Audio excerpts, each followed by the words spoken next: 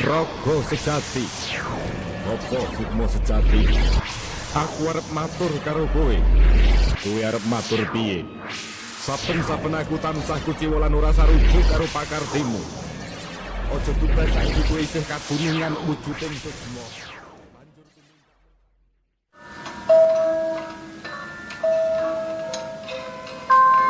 Assalamualaikum warahmatullahi wabarakatuh. Salam rahayu, salam sejahtera, salam lestari, dan salam budaya.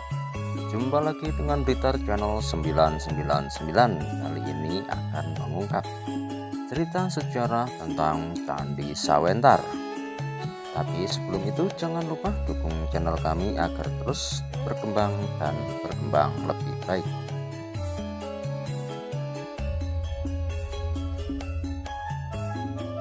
Tak lupa buat saudara-saudara semuanya, semoga selalu dalam keadaan sehat dimanapun Anda berada, dari Sabang sampai Merauke, dan selalu dilimpahkan rezeki mengalir deras tanpa batas. Oke, langsung saja kita ulas. Jika menjelajahi Jawa Timur, teman traveler akan banyak menemukan destinasi wisata purbakala berupa candi. Tidak heran karena memang Jawa Timur dulunya menjadi pusat pemerintahan Kerajaan Majapahit. Salah satunya adalah Candi Sawentar, yang merupakan bangunan candi yang kira-kira dibangun saat awal berdirinya Kerajaan Majapahit. Berikut ulasannya. Candi Sawentar berlokasi di Desa Sawentar yang masuk dalam wilayah Kecamatan Kanigoro, Kabupaten Blitar. Lokasi candi ini hanya sekitar 2 km dari jalan utama yang menghubungkan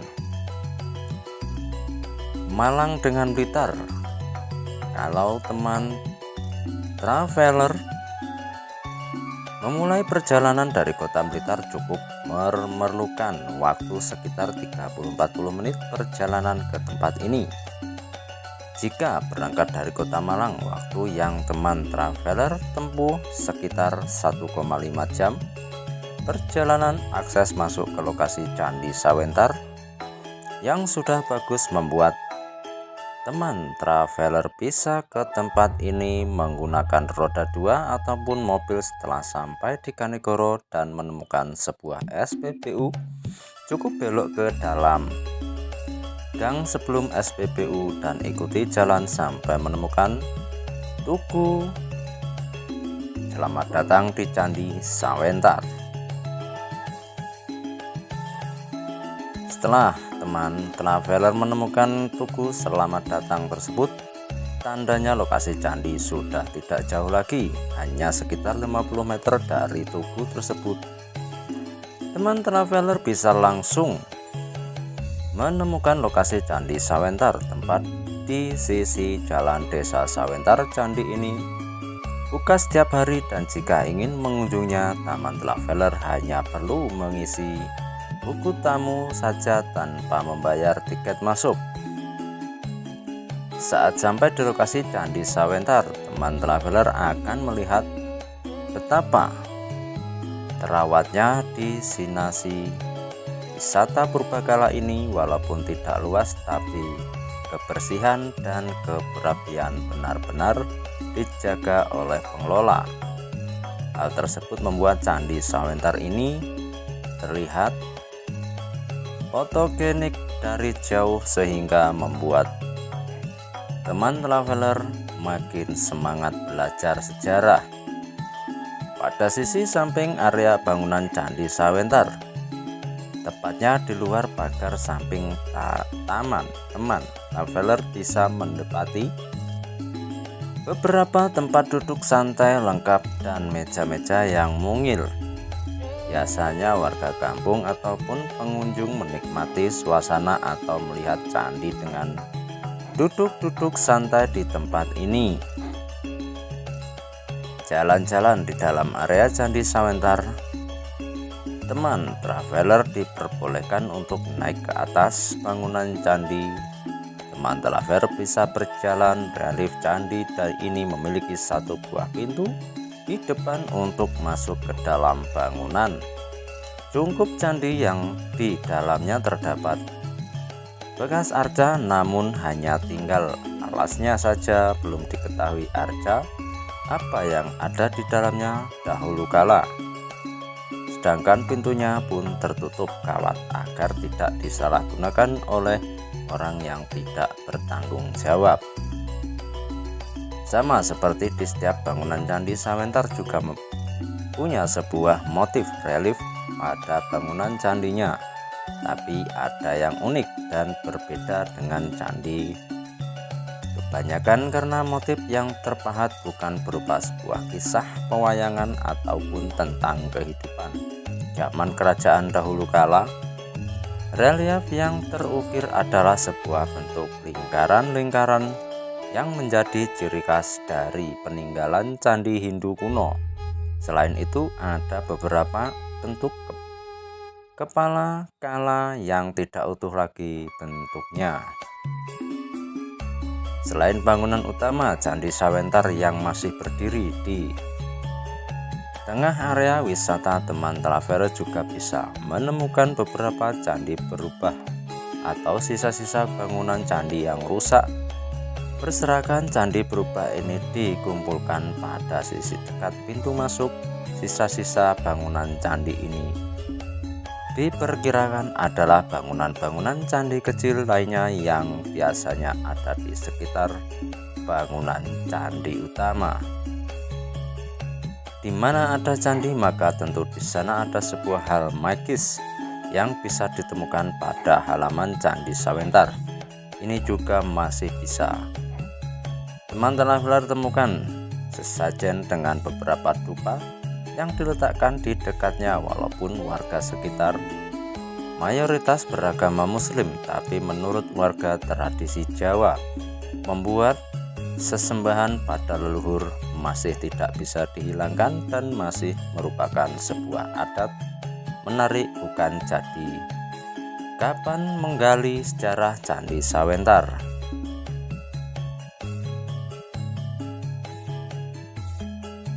Candi Sawenter merupakan salah satu tujuan wisata sejarah di Blitar yang dikelola dengan cukup baik. Kebersihan dan kerapian candi selalu terjaga. Area ini di sekitar candi juga dihiasi dengan taman yang indah sehingga membuat suasana candi menjadi asri. Berbagai fasilitas penunjang wisata terus ditambahkan dari tahun ke tahun. Salah satunya adalah keberadaan bangku dan meja taman di barat candi. Kini traveler sekalian bisa mengamati karya agung leluhur Nusantara ini dengan lebih nyaman. Objek wisata Candi Sawenter secara administratif terletak di Desa Sawenter, Kecamatan Kanigoro, Kabupaten Blitar. Meski terletak di Kecamatan Kanigoro, namun candi ini lebih mudah diakses dari Kecamatan Garum. Candi Sawenter secara administratif terletak di Desa Sawenter, Kecamatan Kanigoro, Kabupaten Blitar. Meski terletak di Kecamatan Kanigoro, namun candi ini lebih mudah dijangkau dari Kecamatan Garum. Berpatokan dari SMAN Garum, kalian dapat mengarahkan perjalanan sedikit ke timur hingga menjumpai papan petunjuk arah menuju Candi Sawenter. SPBU belok ke kanan. Selanjutnya tinggal mengikuti arah yang ditunjukkan hingga tiba di tugu kawasan wisata Candi Sawenter. Candi Sawenter terletak tidak jauh dari tugu tersebut.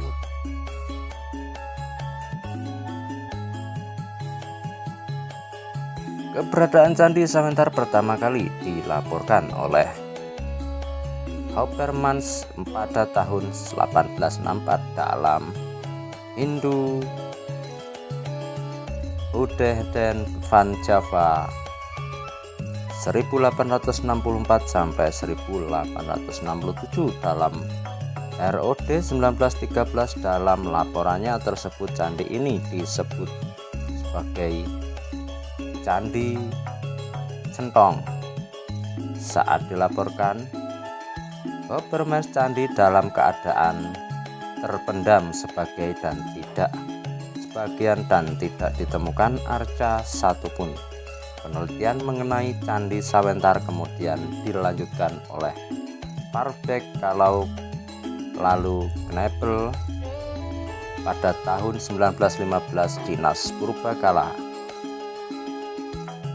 di bawah pemimpin Verguen dan Dehaan mengadakan penggalian dan pembersihan bangunan Candi Sawentar dari timbunan pasir letusan Gunung Kelut yang menutupi bagian kaki candi. Kemudian pada tahun 1920-1921 diadakan pamugaran. Pada tahun 1992-1993 kembali dilakukan pamugaran. Kali ini pamugaran dilakukan oleh SPSP, sekarang BPJB Jawa Timur. Pada tahun 1995 dilakukan kegiatan registrasi dan inventarisasi oleh BP3, sekarang BPJB Jawa Timur dengan nomor inventaris 358 BLT 1995. Pada tahun 1999 secara tidak sengaja ditemukan kembali struktur bangunan lain di sekitar Candi Sawentar, tempatnya di belakang pasar Desa Sawentar. Struktur bangunan yang berhasil ditemukan berupa gugusan miniatur candi lengkap dengan pagar keliling. Temuan baru ini disebut dengan nama Candi Sawentar II atau Candi Sawentar Kidul.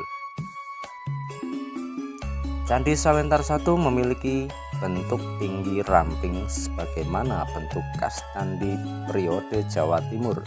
Bangunan candi terdiri dari kaki, tubuh, dan atap. Candi ini memiliki ukuran 955 x 710 meter. Tinggi candi sebenarnya adalah 15 meter, namun kini hanya tersisa 10,65 meter. Bagian atap candi yang tidak dapat dikembalikan ke posisi asalnya kini disusun di utara pos jaga. Candi Sawentar tersusun dari batu andesit. Pintu candi menghadap ke barat. Di kanan kiri tangga masuk dihiasi dengan kepala naga yang belum selesai dikerjakan. Masih pada bagian tangga, dinding luarnya terdapat pahatan menyerupai sayap burung. Pada dinding kaki candi terdapat ornamen napak darah atau disebut juga salib Portugis. Kedua istilah ini dapat dijumpai dalam buku Candi Indonesia seri Jawa.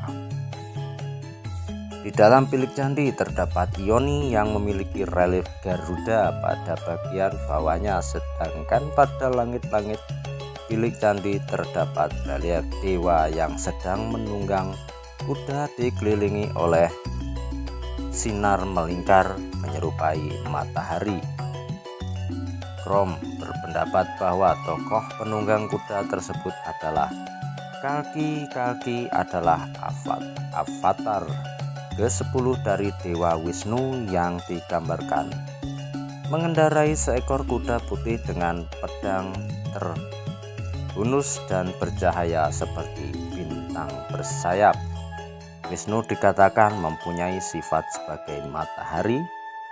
Pemujaan pada Wisnu dalam bentuk matahari sering disebut dengan nama Surya Narayana. Pada sore 1992 keberadaan relief avatar Wisnu dan relief Garuda kendaraan Wisnu pada yoni memunculkan dugaan bahwa candi ini bersifat Hindu-Wisnu-istis. Candi Sawentar II atau Candi Sawentar Kidul terdiri dari gugusan miniatur candi yang tersusun dari batu idestip.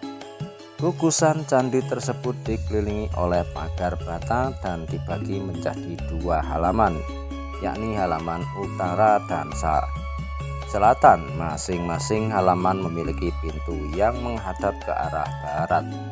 Halaman utara lebih tinggi daripada halaman selatan sehingga disimpulkan bahwa halaman utara lebih utama daripada halaman selatan. Halaman utara terdiri dari dua buah batur, timur dan barat keduanya berdenah persegi panjang melintang utara selatan pada batur sebelah timur. Di atasnya terdapat dua struktur fondasi pada halaman selatan. Juga mendapat struktur serupa dengan kondisi yang lebih utuh. Saat ini tidak semua bagian Candi Sawentar Kidul ditempatkan. Sebagian besar pagar candi masih terpendam di dalam tanah dan hanya gugusan miniatur candi yang ditampakkan. Pada masing-masing miniatur candi baik pada halaman utara dan halaman selatan memiliki panel relief bergambar binatang. Pada halaman utara ditemukan relief naga bermahkota mencabik matahari, relief seekor kuda, relief Ganesha mencabik matahari yang diapit dua harimau, relief dua kuda berebut kepeng, dan relief dua kuda sedang berkejaran. Relief-relief pada gugusan miniatur candi halaman utara ini melambangkan peristiwa yang melatau belakangi pendirian candi. Saat ini relief tersebut disimpan di museum relief naga bermahkota mencabik matahari, relief Ganesha mencabik matahari yang diapit dua harimau, dan relief dua kuda berebut kepeng disimpan di Museum Majapahit Mojokerto. Relief dua kuda sedang berkejaran disimpan di Museum Penataran Blitar. Sementara itu miniatur candi halaman selatan masih relief utuh, sehingga panel relief masih menempel pada dinding. Relief miniatur candi halaman selatan menggambarkan seekor kuda dengan berbagai posisi. Belum ditemukan sumber sejarah relief baik angka tahun maupun prasasti yang berasal dari Candi Sawentar I. Di belakang pos jaga candi terdapat inskripsi yang menunjukkan angka tahun 1274 Saka, 1352 Masehi. Kurun waktu tersebut masuk dalam periode Kerajaan Majapahit. Sayangnya inskripsi ini tidak berasal dari Candi Sawentar sehingga tidak dapat dijadikan sumber sejarah. Bagi Candi Sawentar, Kempres berpendapat bahwa Candi Sawentar memperlihatkan persamaan arsitektur serta ornamen dengan bangunan candi periode Singhasari, yaitu Candi Kidal. Sementara itu Rom dan Srutehalimi berpendapat bahwa candi ini berasal dari periode awal Majapahit. Toponim yang mirip dengan nama Sawentar termuat dalam kitab Nagara Kertagama atau Kakawin. Desa Warnana Pupuh 61. Dalam pupuh tersebut disebutkan sebuah tempat bernama Lewang Wentar yang berada tak jauh dari Blitar dan Jimbe. Lewang Wentar masuk dalam daftar yang dikunjungi Hayawuruk, raja terbesar Majapahit saat melakukan perjalanan ke Blitar. Berikut kumpulannya: Dan Ring Saka Tri Tanu Rawi Ring Wesaka Sri Na Ta Muja Mara Ripalah Sabria Jambaci Yang Sing Ranya Pinarihan Langlia Iwang Wentar Magari Balitar Muang Jimbe Lalu pada tahun Saka, Tri Tanwardi 1283 sampai 1361 Masehi. Bulan Wesaka, April, Mei, Baginda Raja menuju Nyekar ke Palah dengan pengiringnya berturut-turut. Setiap yang indah dikunjungi untuk menghibur hati di Loang Wentar, Menguri, Blitar, dan Jimbe.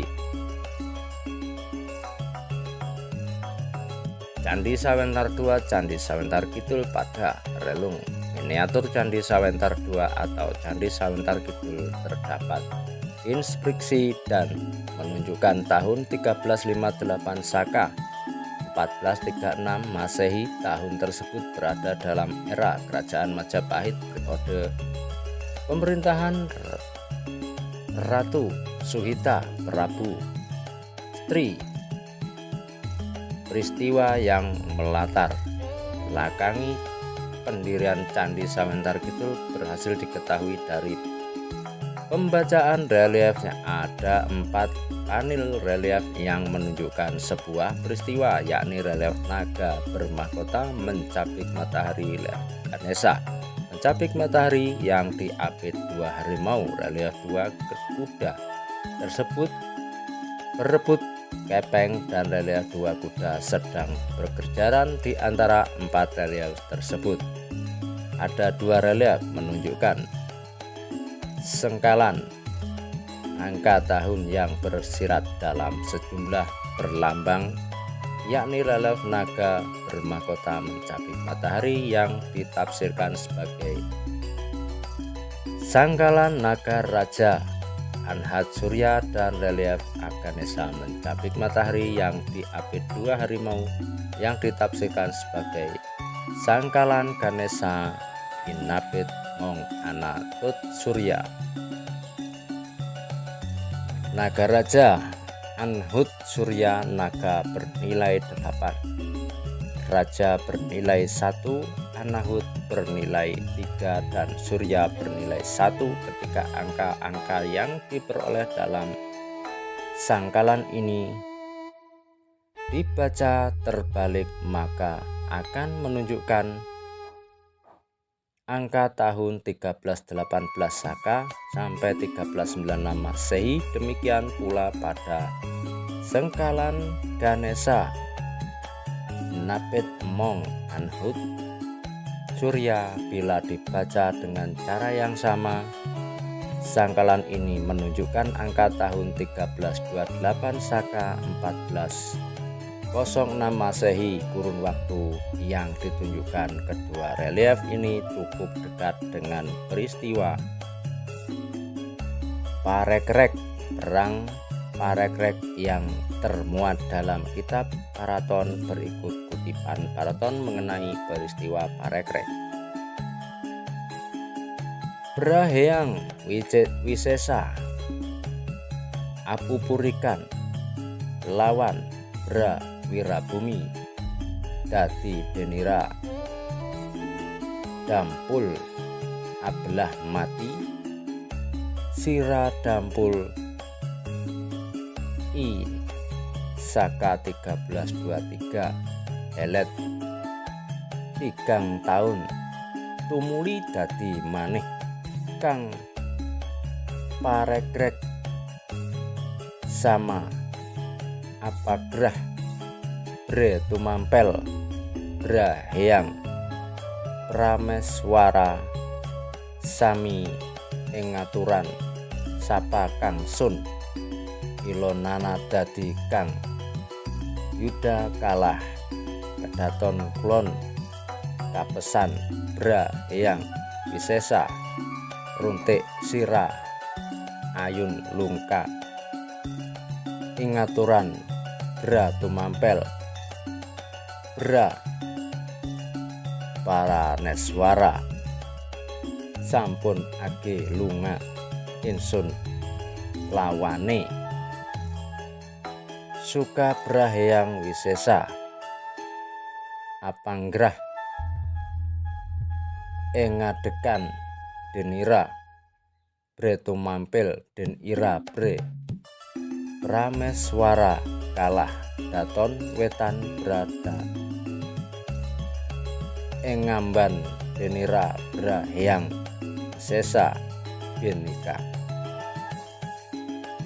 binakta mangilen brawirabumi lunga ring wengi tumulumpak ing prahu tinut denira Raden Gajah Iseka Ratu Anggapya Bra Narapati katututan ing Prabu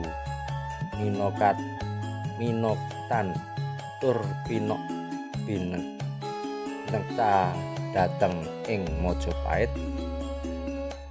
Hinarma tasira ring lung Dharma biseka ring Gore capura ika duk parekrek agung naga narana hut wulan 1328 sangkalan Ganesha inakatit mung anahut surya sama persis dengan tahun berakhirnya peristiwa parekrek yang dalam kitab Paraton dilambangkan dengan sangkalan naga Laranahut wulan, sedangkan sangkalan naga raja Anahut surya menunjukkan tahun yang lebih awal dibandingkan dengan tahun dimulainya peristiwa parekrek yang diberitakan dalam Paraton. Dalam hal ini Tahjono berpendapat bahwa mungkin saja berita yang disampaikan Paraton kurang tepat karena kitab tersebut baru diubah tahun 1535 Saka 1613 Masehi yang artinya sudah berselang ratusan tahun setelah peristiwa parekrek terjadi. Peristiwa parekrek merupakan perang saudara antara Wikramawardhana Braheyang Wisesa penguasa Majapahit Barat dengan Brawirabumi penguasa Majapahit Timur. Peristiwa ini berakhir dengan tewasnya Brawirabumi di tangan Raden Gajah. Selain dengan kedua sangkalan yang telah diulas di atas Candi Sawentar Kidul menggambarkan persaingan antara kedua penguasa Majapahit ini dengan relief dua kuda tersebut kepang dan dua kuda sedang berkejaran. Berdasarkan inskripsi dan sangkalan pada Candi Sawentar Kidul dapat disimpulkan bahwa candi ini didirikan pada tahun 1358 Saka sampai 1436 Masehi untuk memperingati peristiwa parekrek yang terjadi sekitar 40 tahun sebelum candi didirikan. Komplek percandian di Desa Sawentar ini ternyata memiliki arti penting pada masanya. Ratusan tahun yang lalu, bangunan-bangunan ini pernah menjadi saksi kejayaan Majapahit di masa Hayam Wuruk hingga menjadi penanda sediangkalaning Majapahit bukan suatu kebetulan. Lawang Wentar dimasukkan dalam list perjalanan Hayam Wuruk di Blitar dan pastinya bukan tanpa alasan pula. Monumen perang parekrek juga disematkan di Sawentar Blitar. Ini adalah salah satu bukti sejarah bahwa di masa silam Sawentar khususnya dan Blitar umumnya memegang peranan penting bagi pemerintah yang berdaulat hingga memasuki era kekinian ini. Arti penting itu tetap tak berubah. Oke, itulah cerita sejarah dari zaman dulu tentang dari Candi Sawentar. Blitar Channel 99, salam rahayu, sagung dumati. Assalamualaikum warahmatullahi wabarakatuh.